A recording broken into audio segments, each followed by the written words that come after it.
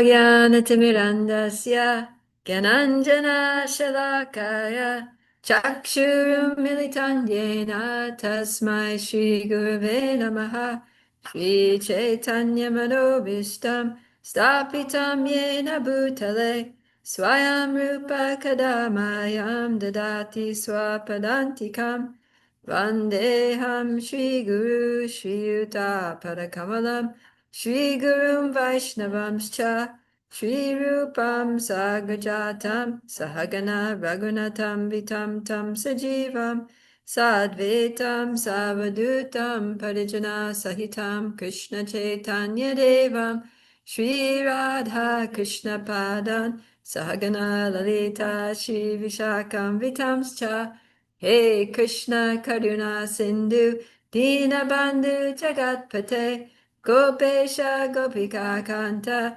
Radha Kanta Namostute Tapta Kanchana Gourangi Radhe Vrindavaneshwari Vrishabhanu Sute Devi Pranamami Hari Priye Vanchakalpa Tarubhyascha Kripa Sindhubhya Eva Cha Patitanam Pavanibhyo Vaishnavebhyo Namo Namaha Shri Krishna Chaitanya Prabhu Nityananda Shri Advaita Gadadhara Srivasadi Gaura Bhaktavinda Hare Krishna Krishna Krishna Hare Hare Hare Rama Rama Rama Hare Hare. So let's go to our memorization verse for the week, which is 15:7.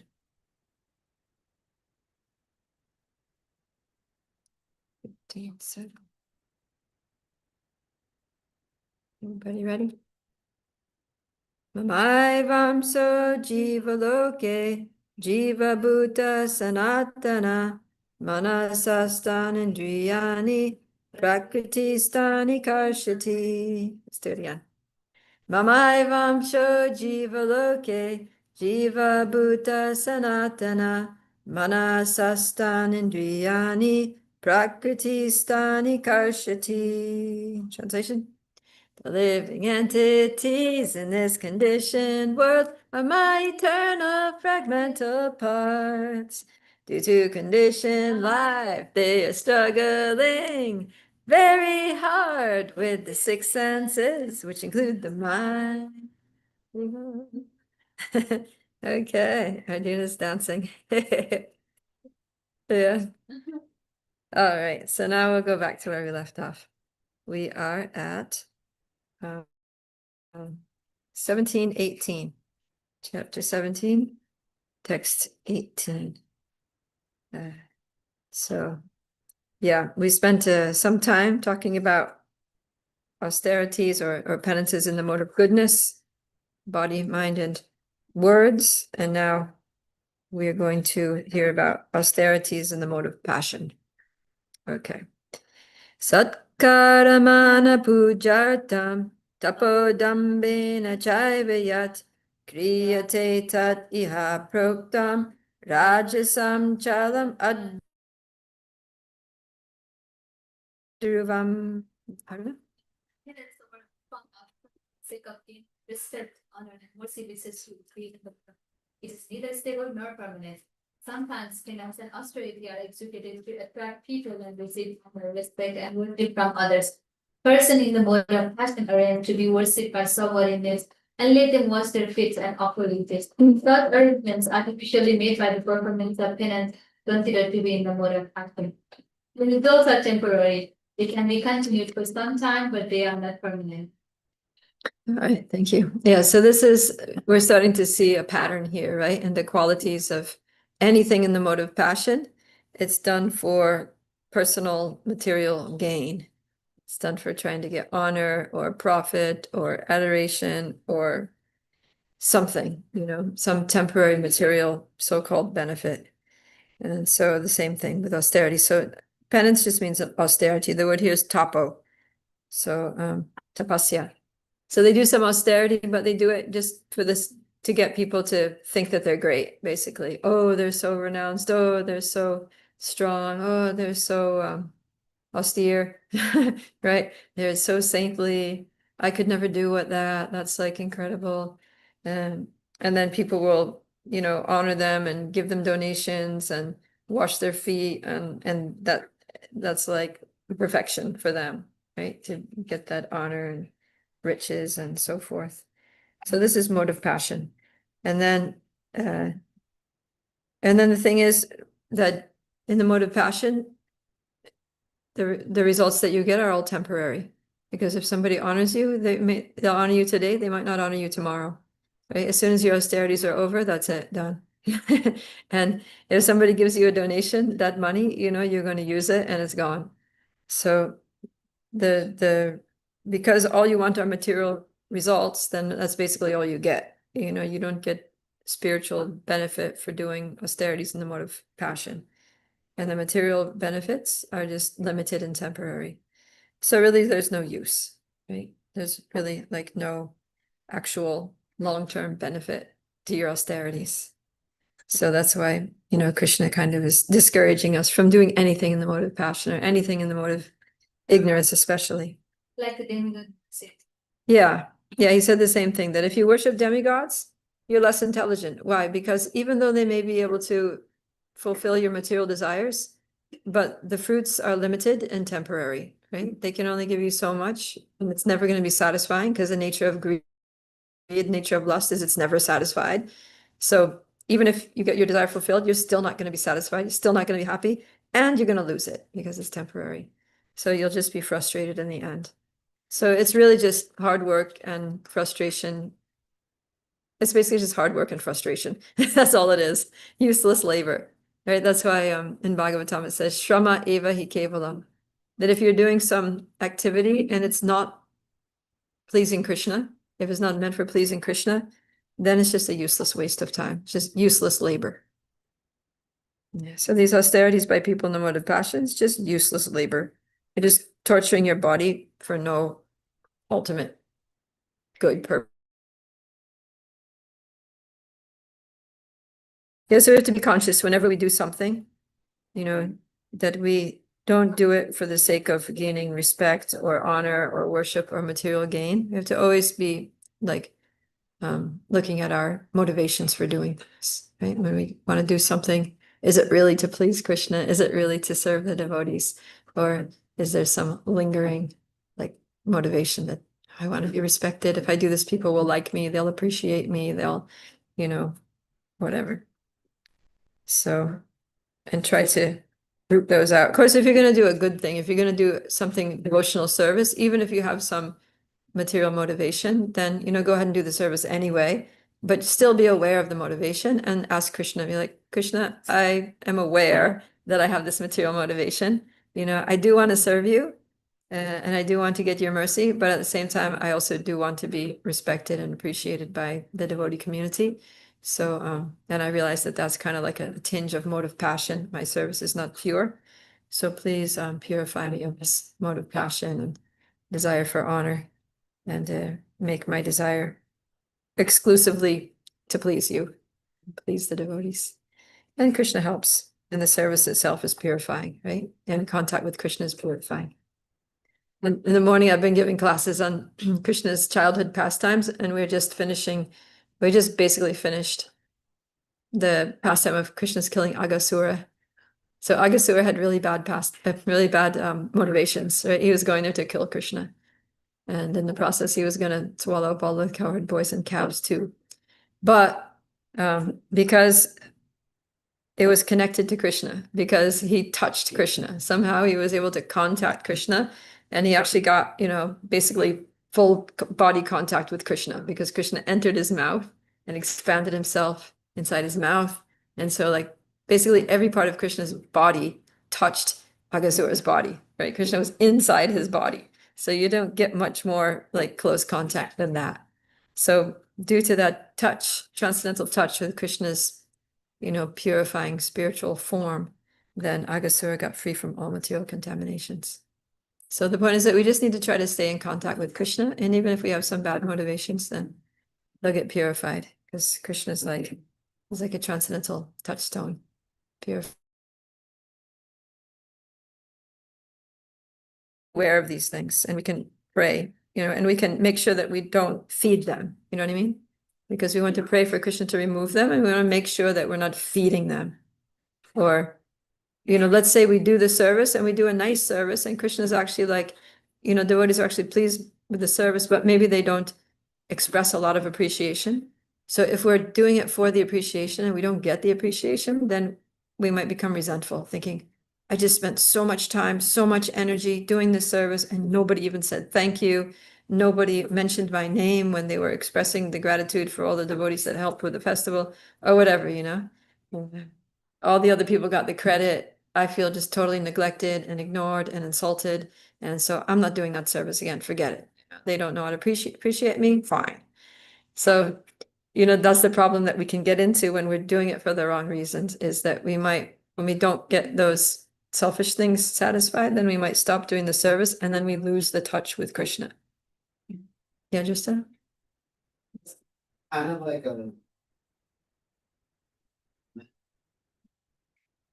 response to it. And no one appreciates it. Yeah. I guess that is like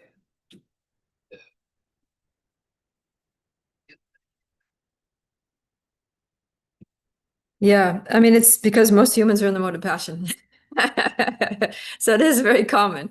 Yeah, so the thing is that as devotees, we should do whatever is required to encourage people to keep on serving, right? So we should appreciate devotees who serve, because that keeps, knowing that there's this tendency, we need to just, be very generous in our appreciation and recognition, and that, so that devotees will be inspired to keep serving, because most people are serving for that reason.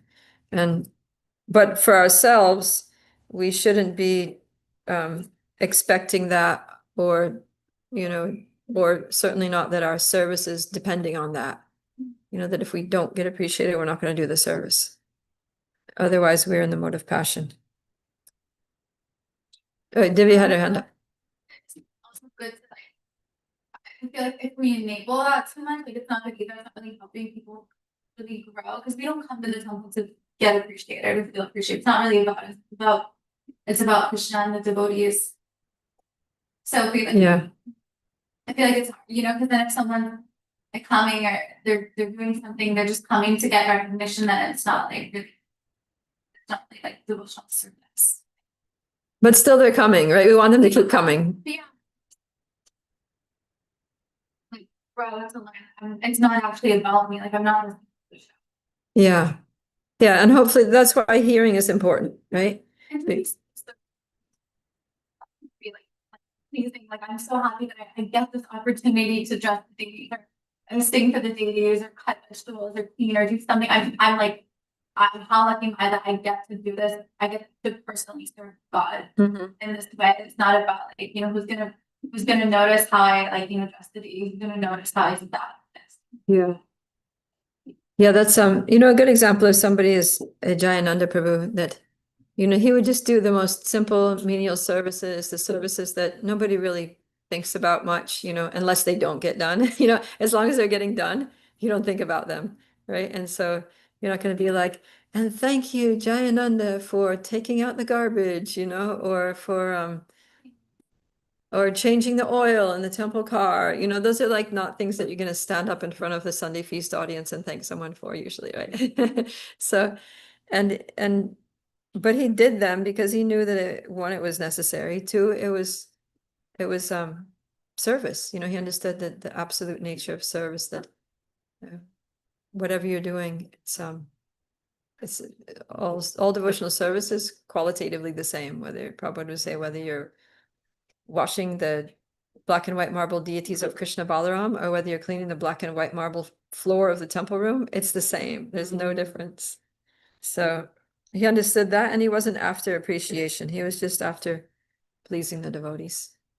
Yeah. Sometimes he would get up in the night and just make like a big, huge pot of gulab jamans, and then they would just be there the next day, and nobody would even know who made them.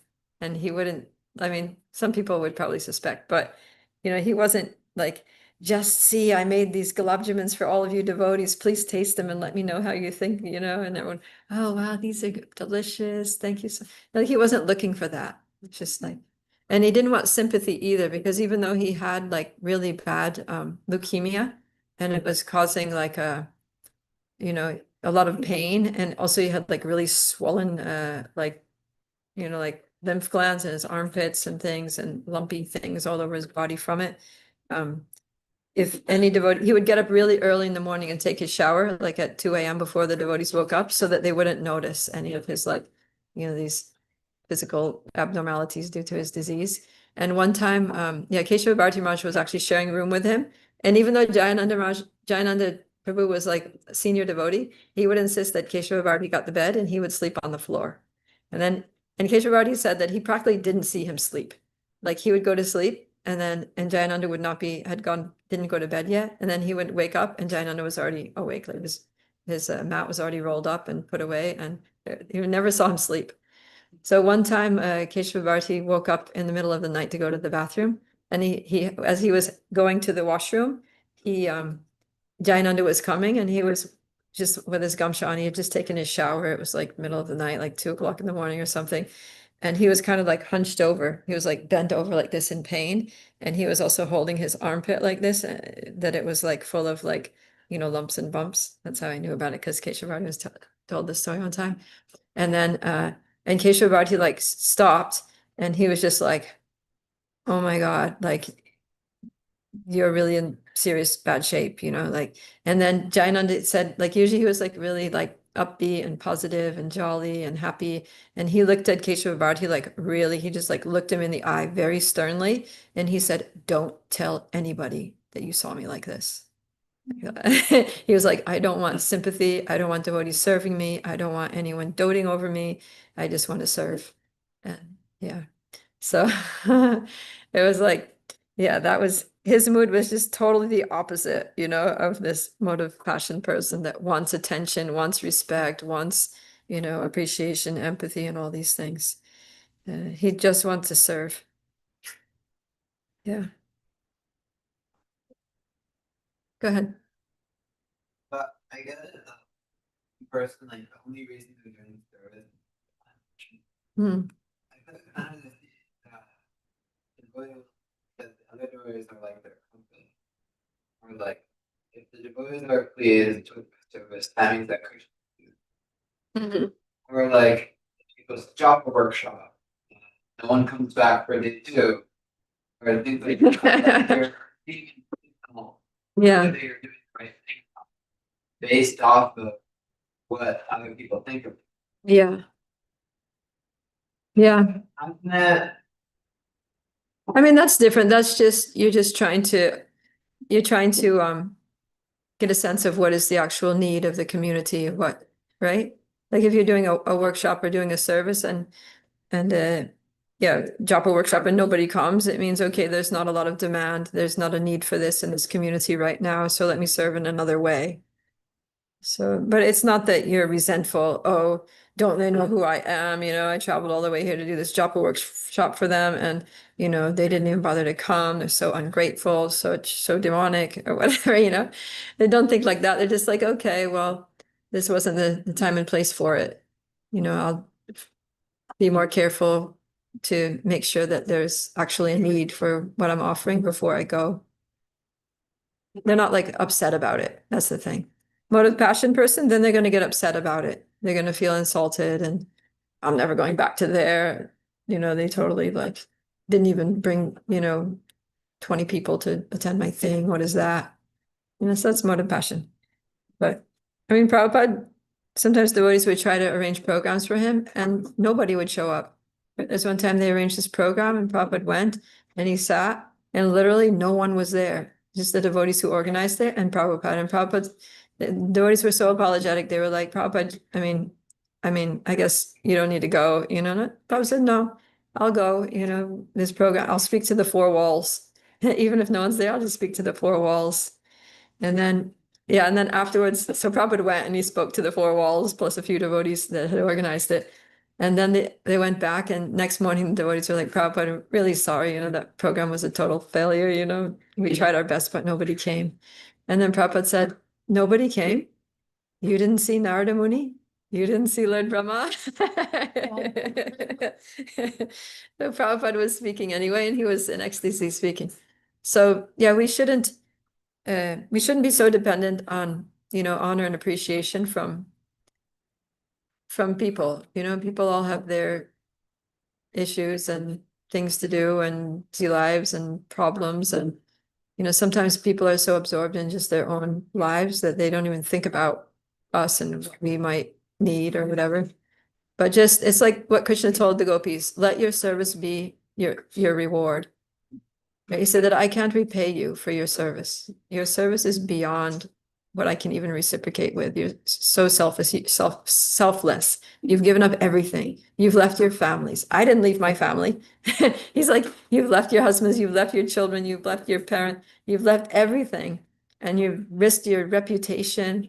You risked being ostracized from the community just to come and meet me here in the night and just to give me pleasure. And he's like, I didn't take the risks that you did. I haven't given up for you what you gave up for me. I can't repay you. He said, therefore, your own spotless service will have to be your reward. So like that, we should understand that we're doing this service for Krishna. I mean, ultimately, if you're giving a class, you're trying to give the class for the devotees or guests who are coming. You're doing a workshop, you're doing it for, if you're cooking, you're doing it for the people who are eating in one sense, but that's just that's not the ultimate reason why we're doing it, right? We're doing it to please Krishna. So even if people don't eat what we cook, even if people don't hear the class that we took so long to prepare, even if they don't, come to the temple to see the deities that we dress so beautifully, it's like Krishna sees.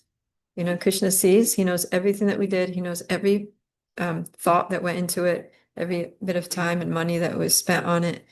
He knows everything, and Krishna is never ungrateful. He always appreciates it. So, and he always reciprocates too. So we just have to be confident of that, that Krishna sees, Krishna knows, and Krishna appreciates, and he reciprocates. And don't worry about what people of this world may do or not do, or say or not say. I mean, at the same time, like if we're doing a preaching program, we're doing an outreach program and we want to attract people, then we're thinking, well, how can I attract more people, right? So then you take their feedback, but the satisfaction that you get from the service doesn't depend on them, right? Like for practical purposes, you want to hear from them because you want to know how you can attract more people and make it more, successful. But on a transcendental level, it was always successful. It was because what Krishna looks at and what he calls successful is your effort, your effort and your intention, your desire to please him and serve him. So yeah, it says that our job is to make the endeavor, and the result is up to Krishna. Right? And sometimes also Krishna will test us that way, that, okay, like on book distribution, sometimes you go out, you're trying everything to distribute books and nobody's taking a book. Everybody's just being like, get out of here, go get a job, or ignoring you or whatever. And Krishna's testing to see, well, are you going to do it even when no one's responding? Are you just going to do it as a service to me because I want you to do this? And so, yeah, we just have to push on and not depend on the results. We try for the best results we can get, but not be dependent on them.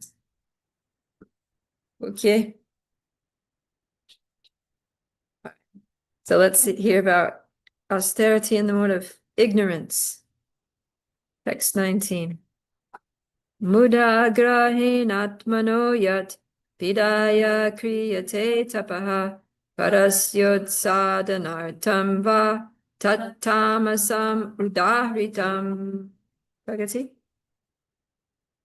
Penance performed out of foolishness with self-torture or to destroy or injure others is said to be in the mode of ignorance.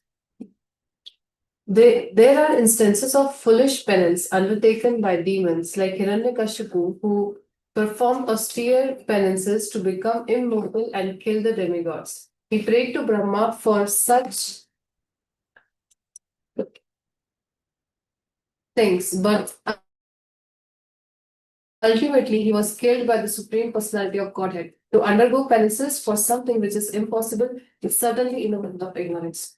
Yeah, so this is another pattern with the mode of ignorance, is that it's destructive, right? It's destructive to oneself, it's hurtful to others, it's just foolish. It's like you set out to achieve something that's just ridiculous because you can't achieve it, right?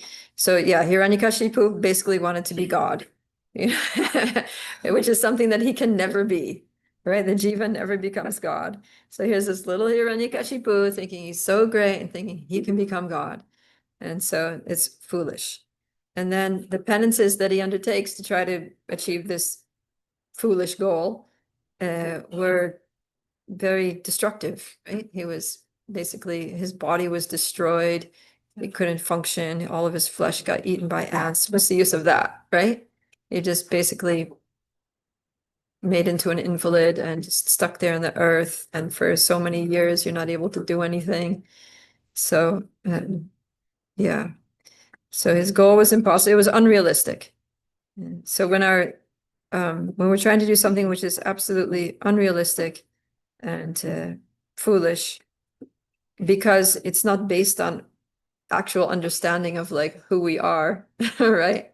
And when we torture ourselves doing it or hurt others doing it, then it's just dumb. It's just mode of ignorance, right? It's just bad from start to finish.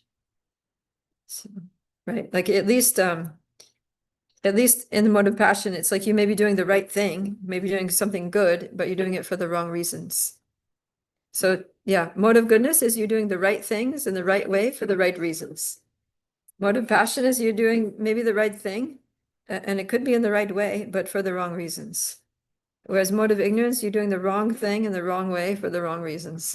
It's just all wrong. And that's why it's ignorant, because ignorant people don't know right from wrong. Is it like the witchcraft or something that they just like for the mode of ignorance? So what? The witchcraft or something that people they do. Witchcraft? The austerity they do for the witchcraft, like waking middle of night or something. Do some like tantric thing? Yeah, the tantric thing, you know.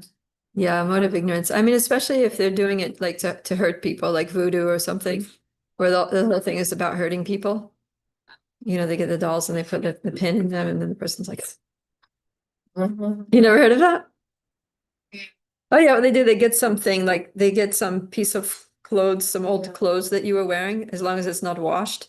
And then they make a doll out of it, or they get a hair from your head or something, and they, put that in some doll. And then they do a whole tantric thing to make that is representing you. And then they'll like poke pins in it. And then every time they put a pin in it, then you feel the pain. Yeah, voodoo. Yes. Huh? Here or in India or what do they do? They do everywhere. I'm surprised you never heard of it. It's very common. Yeah. I think they do it. I think they do it a lot in like South America or Jamaica. Witchcraft. You know some witchcraft? Yeah, I know. I mean, Oh, there's a witch in the house. Careful. Keep her on your good side.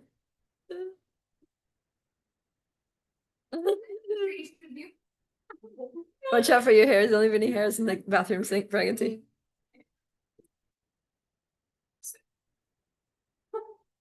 What? He has been sick for a month. Oh no. Before class, and mother they she said that you never get sick, and from that day I'm sick. You Oh. did step at first. And I said, oh yeah, you.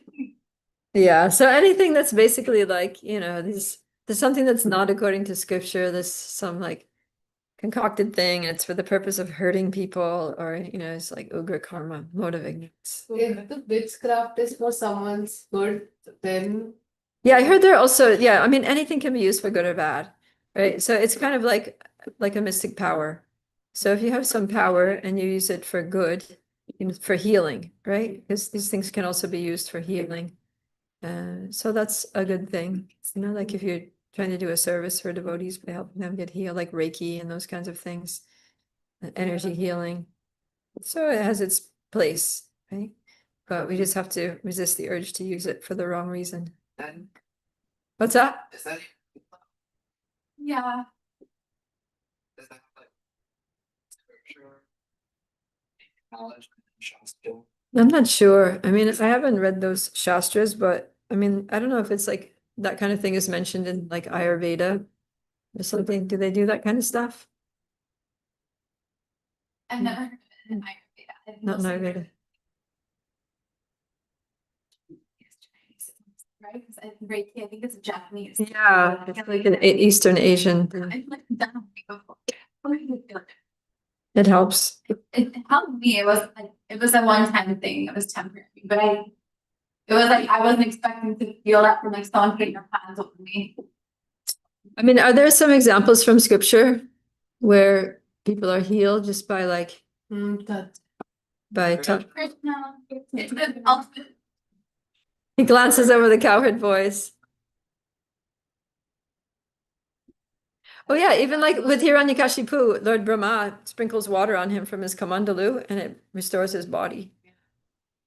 So there, huh? yeah. Did we see that in the movie? Lord Brahma did Reiki. I mean, it may not necessarily have been Reiki, but some mystical healing powers or powers of rejuvenation, rejuvenation therapy by touch. Oh yeah, Shukracharya. He tried to survive his body. No, he revived like a bunch of demons when there was a battle between the demons and the demigods. I think it was by glancing or by mantra or something like Yeah. that. And he dipped them in. Oh yeah, he dipped them into that pond. There Do you they go. teach that at Krishna House? What's that? Do they teach this at Krishna House? This mystic Me- arts? I don't know. Prema was learning something.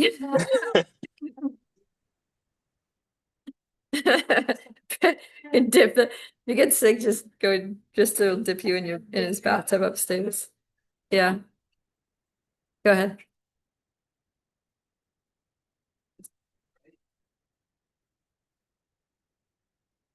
Yeah.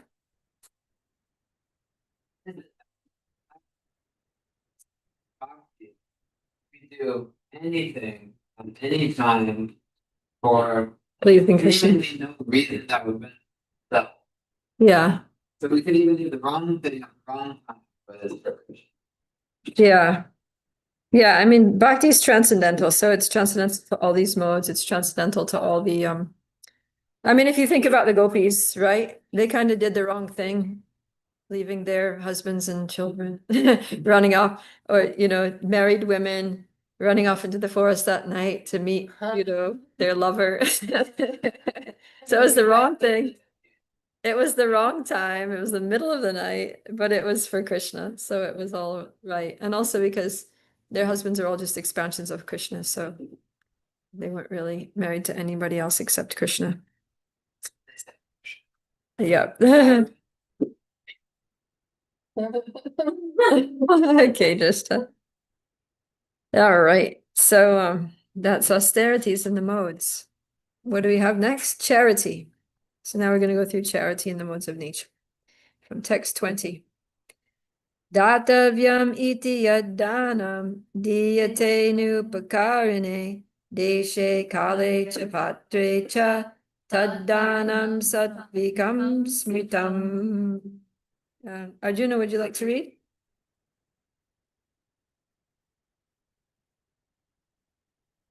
Maybe he stepped Sorry, away. can I read the next one? Yeah, you can read the next one. So Aruna, you read 20. Charity given out of duty without expectation of return at proper time and place and due to a worthy person is considered to be in the mode of goodness. In the Vedic literature, charity given to a person engaged in spiritual activities is recommended. There is no recommendation for giving charity indiscriminately. Spiritual perfection is always a consideration. Therefore, charity is recommended to be given at a place of pilgrimage and at lunar or solar eclipses, or at the end of the month, or to a qualified Brahmana or Vaishnava devotee, or in temples. The charities should be given without any consideration of return. charity to the poor is sometimes given out of compassion. But if a poor man is not worth giving charity to, then there is no spiritual advancement. In other words, indiscriminate charity is not recommended in the Vedic literature. Yeah.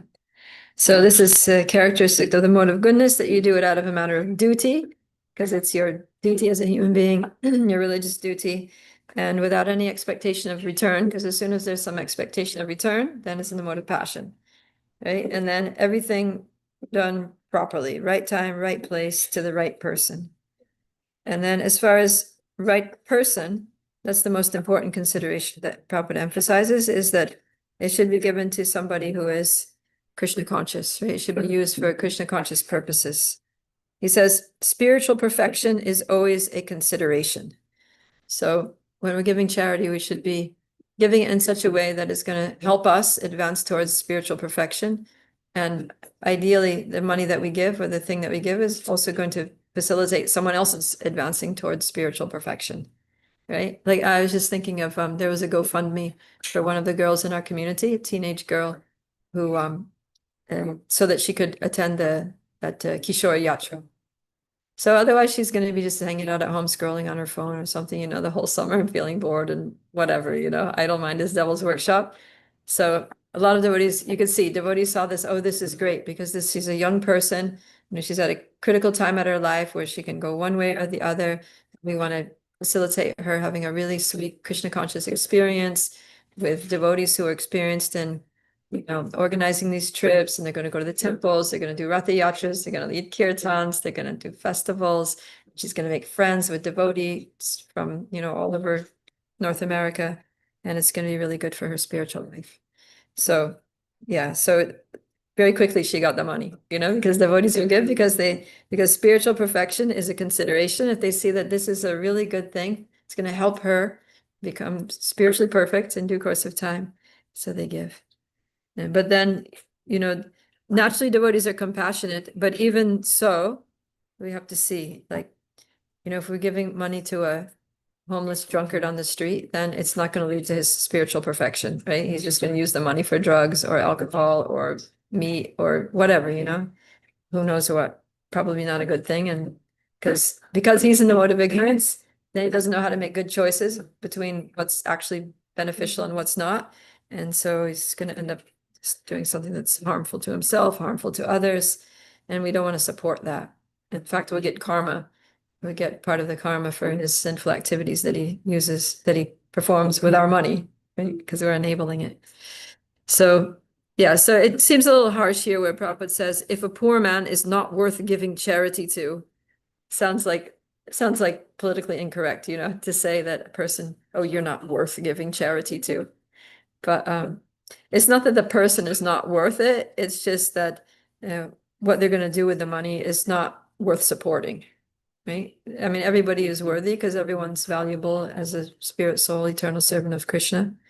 But unfortunately, some people are in so much ignorance that, they're going to do things that are not worth supporting. So it's kind of like hate the sin and not the sinner. So we don't hate the person. We can look at that person with compassion. We can pray for them. We can give them prasadam, because if we give them prasadam, then that is going to help them, lead them towards spiritual perfection. So that's usually what devotees do. You give them prasadam and say Hare Krishna, get them to chant Hare Krishna. So that'll be good. Right? So, yeah. And then as far as times, then place and time, Prabhupada suggests that charity should be given at a place of pilgrimage or at a temple. So, yeah, usually that's the custom, is when you go to the temple, give some donation, charity at the temple, or there are specific times, like at a solar or lunar eclipse at the end of the month. We were hearing recently about, the Bhadra campaign. So the full moon in the month of Bhadra, if you give someone a set of Srimad Bhagavatams, you go back home, back to Godhead. So that's the right time and the right thing to give, and give it to somebody hopefully who's going to read it, and spiritual perfection is all around, because you get spiritual perfection by reading it. Even if they don't read it, they get the benefit just by keeping it at their home. So like that. Yeah, so that's a good example of charity in the mode of goodness, or even transcendental charity. Golden. Somebody said they had made a couple. Who was saying that? Someone announced it. Yeah. Yeah, he said he had a few golden thrones made. I know in Alachua, they during month of Bhadra, they set up they have this golden throne. It's like a big, huge golden, like looks like a Vyasasan, but it's like upholstered with gold cloth and it's painted gold. The wood parts are painted gold. And then they get a bunch of boxes. They'll get like 10, 15 boxes of Srimad Bhagavatam sets and pile them up on that golden throne. And then they'll sell those to devotees to give away. And then they'll keep putting more and more sets on the golden throne. So they've all sat on the golden throne. The way. Yeah, it says that in the Nectar Devotion. It says that if you have the Srimad Bhagavatam set in your home, then it means that the Supreme Personality of Godhead resides in your home. Cool, right? You have the you have the Lord there in your room. You have to behave yourself. Gita also. Bhagavad Gita also. No, that's in the library. Well, we have it in our home. We have two sets now in our home because your set and our house set here in the library. So Krishna's all over the place here, and plus he's on the altar right there. Yeah, he should have given me next month in, but it's. He still should have, he down. probably didn't know. But anyways, I mean, it's still beneficial. He still got paid. You can pray to him on Vajrapur. Okay, so charity in the mode of goodness. Now we go to charity in the mode of passion. You can probably guess. What do you guess without looking? Okay, material motivation. Yeah. Okay, let's read. Text 21. Yattu pratyupakarartam balam uddishya va punaha diyate cha pariklishtam taddanam rajasam smritam. All right, Arjuna, all yours. Don't tell us you went away. Yeah, sorry, it takes a second. Oh, that's right. It's 1621, right? 1721. 17.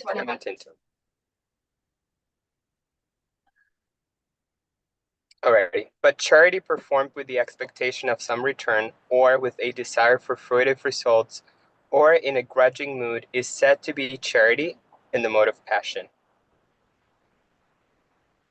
Charity is sometimes performed for elevation to the heavenly kingdom, and sometimes with great trouble, and with repentance afterwards. Why have I spent so much in this way?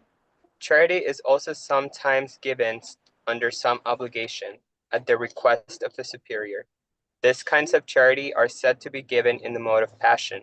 There are many charitable foundations which offer their gifts to institutions where sense gratification goes on. Such charities are not recommended in the Vedic scripture. Only charity in the mode of goodness is recommended. Thank you. So, yeah.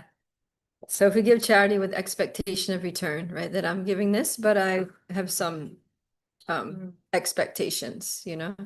So often that happens, that somebody gives you a gift and they're like, you know, this is a gift.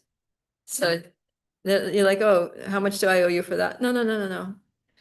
It's fine. It's a gift, right? But in the back of their mind, they're like, they want something from you, right? Kind of like yeah. So oftentimes, yeah, they want some favor. Like oftentimes a man will give a gift to a woman because he wants something. So girls, don't accept gifts from men that you don't expect to you don't want to reciprocate in that way with. And oh yeah, one time there was one Indian man. I was a new Bhaktin in a temple in London, and you know, us Bhaktins, we just like all of our saris were from the donations closet, and we always dressed in rags and everything. Anyways, one time this Indian gentleman, he was coming to the temple for a while, and he was, I mean, I was like 22, he was probably 40 or something. Anyway, so one day he came and he had a whole bag full of saris. So he said, oh, I have some new saris. I just came back from India. please come and you can choose whatever sari you like. So then I picked out the sari that I liked and I washed it and then I was wearing it the next day. So then one of the older women in the ashram, she said, "Oh, that's a nice sari. Where did you get it?" And I said, "Oh, this Indian guy, I forget his name, this Indian man, he gave it to me." And she's like, you didn't pay him for it?" And I said, "No, he wanted to give a gift." And he's like, "You have to give it right back to him." And I'm like, "But I already washed it and I already wore it." And she said, "Doesn't matter. Go give it back." Because he's looking for a wife and he's going to expect that now that you received his gift, that was your way of saying like, "Yes, I'm interested." Unless you are interested, give the sari back. And I was like, "All right, I'm giving it back tomorrow." So that was charity. That was charity in the mode of passion. Anyways, I felt really bad. I had no idea. I literally had no idea. I was so like Someone that innocent. I was like, This guy got me a whole new car to me. he gave you a car? What the heck? Car is like, I went today, the like birthday party, and it's her day, but we just talking about how I need a car. And it's her day, he brought a brand new car at my work and he said, "I have something for you." I went outside, there was a brand new car. And then what did you do? I didn't take. You were like, "No, thank you." I Oh my gosh, Yeah. yeah. So that's charity in the mode of passion. But more innocent ways that this manifests is like, you know, you give a donation so that you can get your name like engraved in some golden brick, on the altar or some plaque at the entrance of the temple, or you get some places they have like a board, they have like a big old signboard that has all the names of the people that were the big donors. So you want to get your name on that board so that when guests come to the temple, they see your name and they're like, "Oh, what a great benefactor. We wouldn't have this beautiful temple without that person." And then when people see, "Oh, you're an important person, you're a wealthy person, such a generous person," like that. So if that's the reason, I mean, it's okay if people appreciate you for that, but if that's the reason you're giving, then that's wrong. And then interesting, it says also in a grudging mood. So sometimes, you might give a donation, but you don't really want to, right? Recently, we are talking about some book distributors that they were like, they'd give the book and they'd do some trickery by which you thought you were only getting one book and actually they're selling you a whole set, or they gave you the book gave you the impression that it was free, that you're just passing them out, but then they kind of press you to give a large donation. And then you don't want to give, or you don't have the money, and somehow or other they just manage to like weasel it out of you. And then after you go away feeling cheated, "Oh, that Yeah. guy, he just like tricked me," and you regret it afterwards.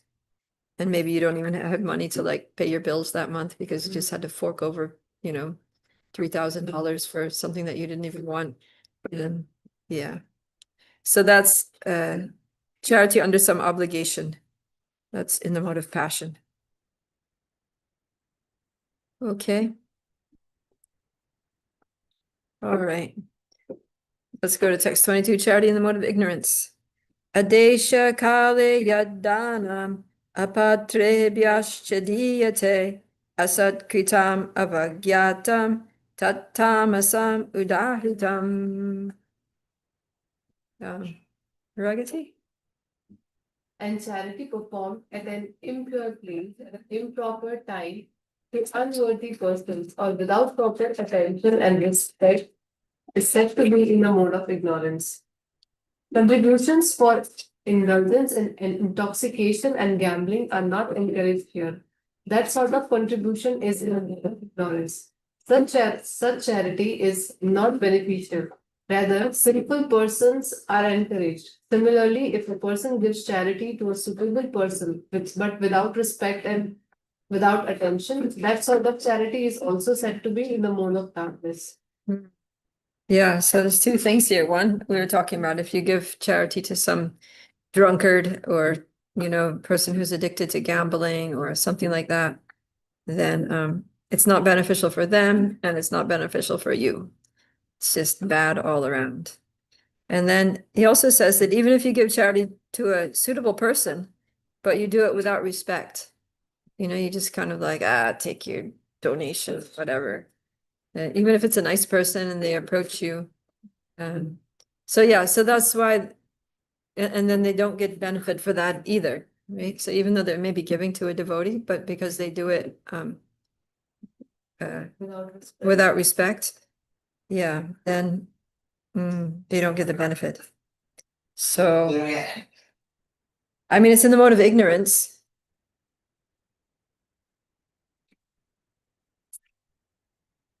Krishna might help them out somehow, yeah, but generally, yeah. But that's, I mean, that may be exceptional. I don't know. I mean, we always have to consider, like, especially Lord Chaitanya, he overlooks the faults and he tries to see, he sees the good that we do, that anyone does. So the Lord Chaitanya may be like, oh, the person gave money to a devotee for spreading the Sankirtan movement. So even if they gave with a bad mood or disrespectfully, he overlooks the bad mood and he sees that they gave. So hopefully that's there. But from our side, if we are like going out and doing book distribution or doing some service in which we're asking for donations, and we should approach people nicely, do it really nicely, explain everything properly, be very transparent and friendly and compassionate and sweet about it. So people are happy to give. Because if they're happy to give and they're happy to give the amount that they're giving, they feel like it's a fair amount.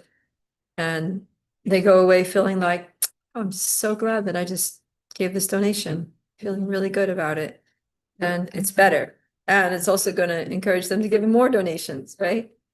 Because if you cheat somebody and they just like, oh, take your goddamn money and get out of here, then I never want to see you again. They're not going to give a donation again. They're going to get burnt out by the devotees and they're not going to come to the temple. In fact, they're going to go and make some bad propaganda that the devotees are cheaters and swindlers and con artists. And that happened. Like devotees, when they were doing book distribution back in like the 70s, and they're pushing and pushing. I mean, they were doing all kinds of things, like even like illegal things to try to get more money out of people. And There was a former devotee at a health food store in Ottawa, and she joined in San Diego. And I think like she joined in the early, she was like technically initiated too, but she just kind of left. They were doing a lot of those weird things. They would lie, like when they were doing books, they were trying to sell her books, they would tell her that the money is being collected for like starving kids in Africa. Yeah, they would say anything about my husband said that they would say, they would stop people at the street lights. They would stand by the side of the road by the street light. And when the light turned red, the cars stop and then they go to, like they do like all these people do in India.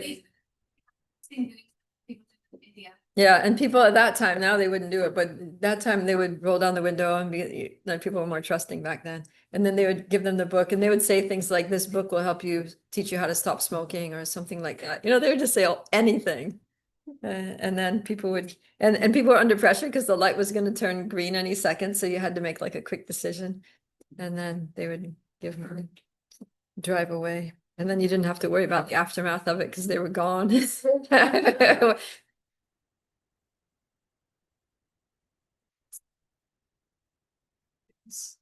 Yeah, Santa Claus suits. And that someone was telling us about the change up, how they did this change up thing. Gopal? Oh, so what was it? It was that they would go up to people. Oh, they would go up to people and they would be like, hey, I've got a lot of coins here. Do you have a $20 bill? I can give you 20 single dollars in exchange. Right. But then they would what? They would give them only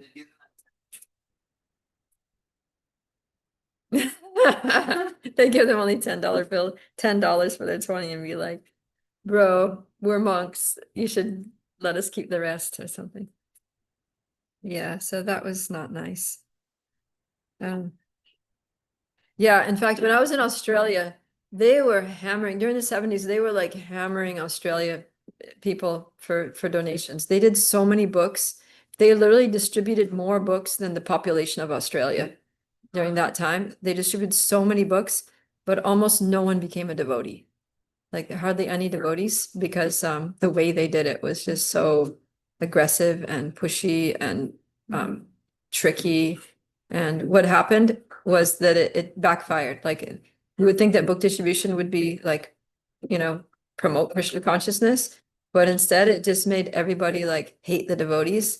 And then there's maybe like even when I went to Australia, I know this because I went to Australia to distribute books back in maybe like 2016 or something like that.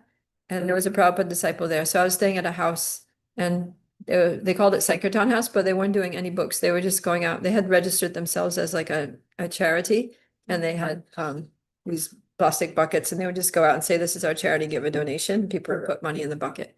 And I was like, and you just take money, you don't give people books. And he's like, oh no, we don't do books. And I was like, why not? Like he said it as if it was like, no, we don't do books.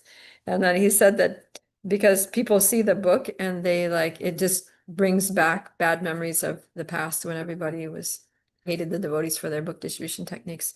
But I was thinking, remember that was like in the 1970s. Now we're in 2016. There's been like, you know, multiple generations of people who have like been born and grown up and they're adults now and they never experienced that. They never met those devotees back in the 70s. They were never cheated by devotees.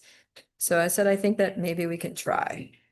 So then I was doing book distribution and people were actually liking the books. They were like fine with the books. So yeah, but I was sad to hear how they literally like as a strategy, they had to stop doing book distribution in order to, you know, exist because it was just making the situation worse instead of better.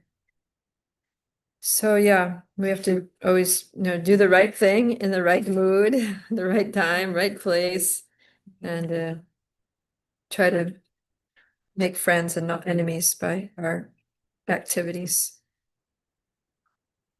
Okay. All right then. Any closing thoughts? Reflections? Chopping potatoes in the mode of goodness, passion, or ignorance?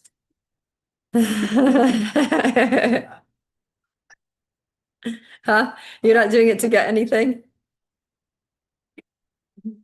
But You're not doing it begrudgingly. You're just doing it as a service I to do it serve. to get something, but I end up not getting anything. So I guess I'm failing. That's mode of passion. No, I'm just- Anyways, just do it because it's a duty and do it nicely and do it for Krishna. Then we're always safe. I feel like a lot of times when we do charity or do something, the mode is not to serve. Sometimes you feel like, oh, you have to do it. Sometimes you feel like in pressure you are charity because someone asks, okay, you have to donate this much, and then okay, let's donate. But that mode has to be like filled up, like the intention of, this is for Krishna. So Yeah. really nice verses to recall. Yeah, it's really practical.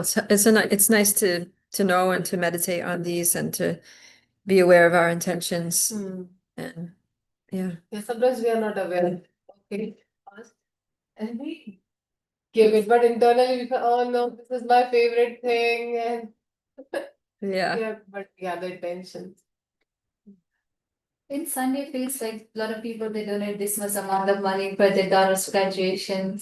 Not really for Krishna or praising Krishna or something, but it's like for my wife's birthday. Or someone died. Yeah. Well, I think what the idea is that they want to give a donation so that Krishna will give his blessings to Blessings, that yeah. person. The blessings on the departed soul, give the blessings on the daughter who's moving on into going to college. And so that's nice. Goodness. Yeah, that's nice because you're giving to the temple, or you're giving for Krishna consciousness, and you're giving to benefit someone else. It's selfless, right? You don't want anything material, right? You just Yeah. want the Lord's blessings on that person. So that's a good thing, mode of goodness. Give, share.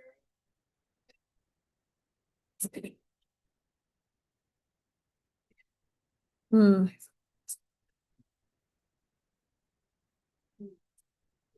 Go for me. Hmm.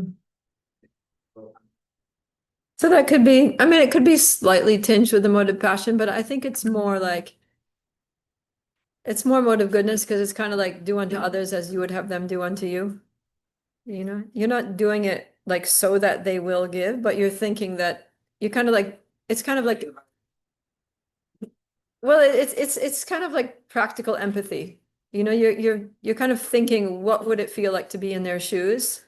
And then you're understanding the necessity and then responding to that and hoping that, with the hope that, yeah, it might, what goes around might come around if you need. So maybe a slight tinge of passion, but I'd say that's pretty innocent. You're not doing it for like name and fame. Okay. All right, then we'll wrap it up here. Bhagavad Gita ki jai, Srila Prabhupada ki jai. Let's see who we have here.